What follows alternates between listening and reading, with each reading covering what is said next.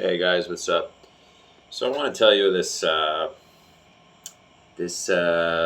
story.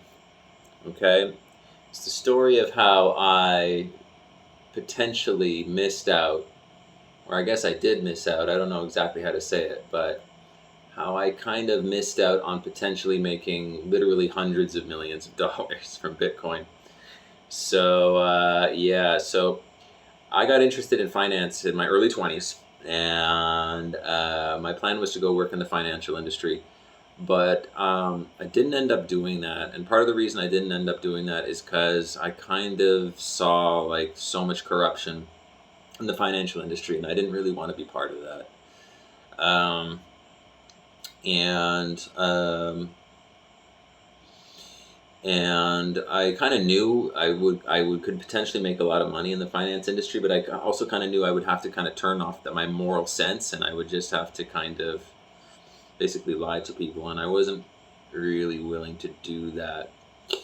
So yeah, and then in around 2005 ish, I guess 2006, I got really interested in kind of conspiracy culture, 9/11 truth, and the private Federal Reserve and Rothschild, Rockefellers, international private banking cartel, this kind of stuff. Interesting stuff. If you don't know about that stuff, you should look into it.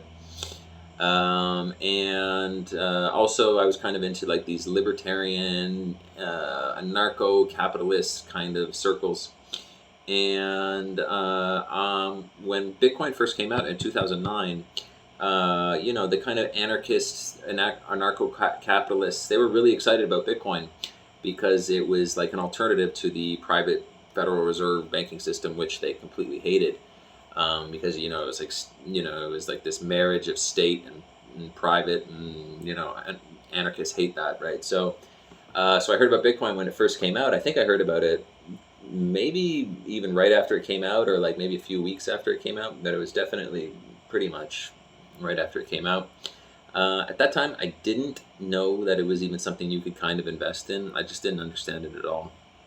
And but then about 2 years later, I think it was maybe 2 or 3 years later. I'm not exactly sure, but my friend Ryan told me. He said, "Bro, there's this Bitcoin thing." I said, "Yeah, I've heard of it." And he's like, "Well, maybe we should buy it, and because I think it can go up in value." And I said, "Well, okay, that's interesting." But for whatever reason, I think what is that? Why exactly didn't we buy it?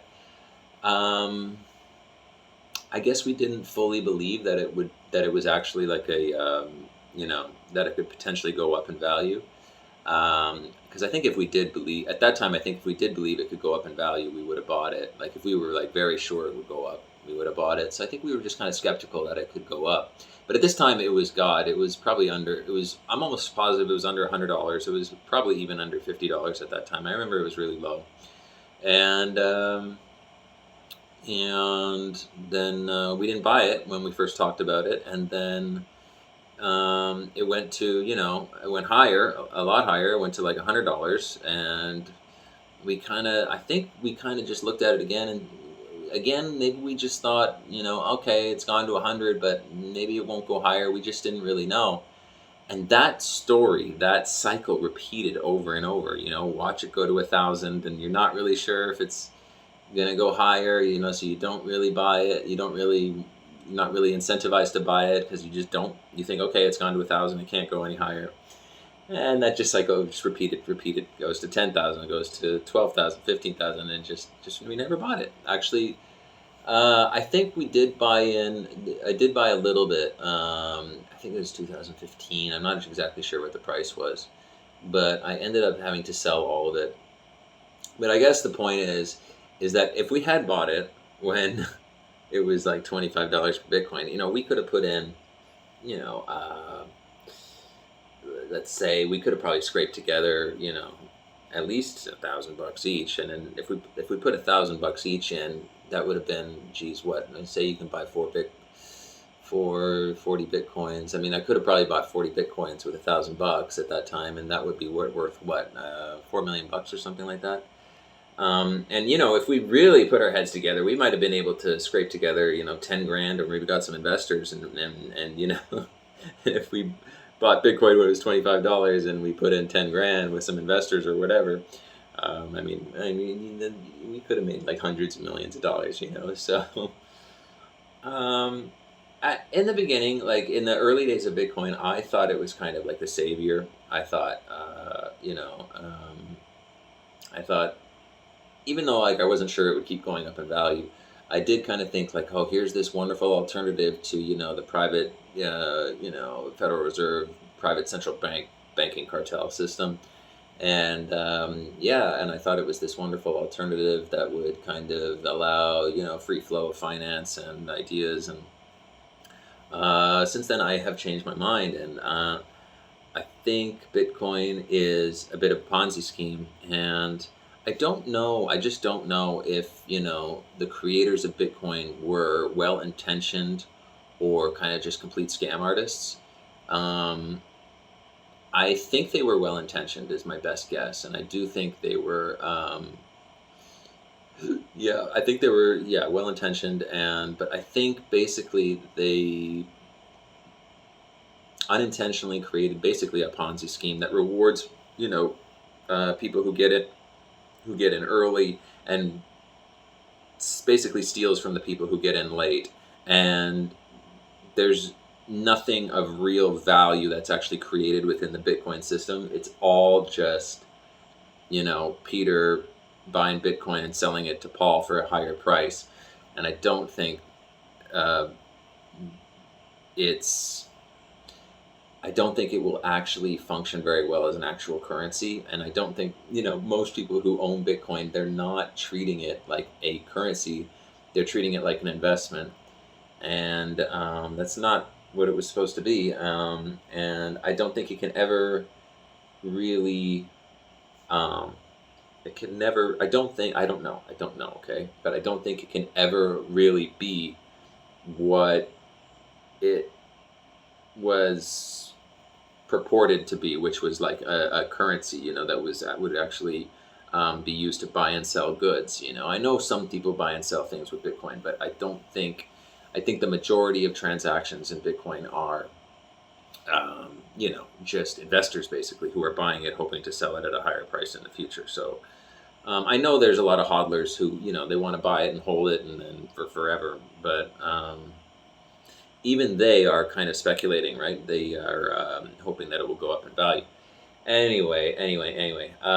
Yeah. So how do I feel about this lost, potential or whatever? I feel good about it now. I don't know if I'm coping. Maybe I'm just coping, and deep down inside, I know I've completely lost out on a great life or whatever.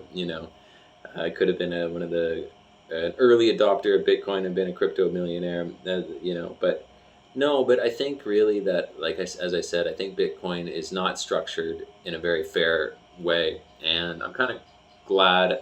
At least part of me is kind of glad that I'm not kind of part of that whole shit show, of Bitcoin speculation, crypto millionaires, and whatever. And yeah, now mind you, I am not a rich man, and I'm having financial problems, but I do feel like that at the end of the day, my life will be better off. Even my life will be better off because I didn't buy Bitcoin. I could be wrong. Maybe, like I said, maybe I'm just coping. Maybe I'm just coping, and I really deep down inside really do want my Bitcoin millions, and live in my, my crypto mansion or whatever with my crypto Ferrari. But I'm pretty happy with my life the way it is.